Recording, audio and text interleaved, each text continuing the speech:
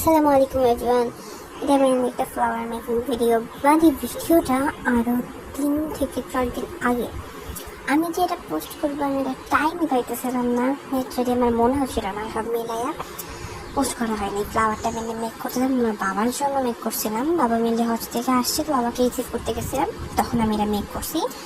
তো flower make করবো, but আমার এটা খেয়ালই ছিল আমি ফ্লাওয়ার মেক করবো ঠিক করে বলছি, বাট ফ্লাওয়ার মেক করতে ব্লু গান লাগে আর আমার কাছে এটা নাই, আমি বুঝে গেছি।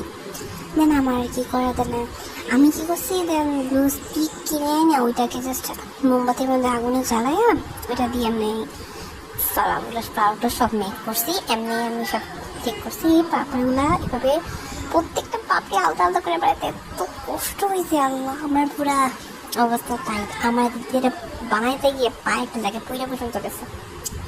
দেন এইভাবে আমি ফুল ফ্লাওয়ারটা মেক করছি এক একটা করে। আমি মেনলি পুরা এক একটা ফ্লাওয়ারে 14টা পাপড়ি আর পুরো একটা বুকের মধ্যে 14টা ফ্লাওয়ার ভেঙে আমি দিছি। হ্যাঁ, আর এই ফ্লাওয়ারটা মেক করার পর এটার ফাইনাল লুকটা অনেক জোস ছিল। এর মাঝখানে গেছে কারেন্টটা, আমার এত বিরক্ত লাগছে ভাই।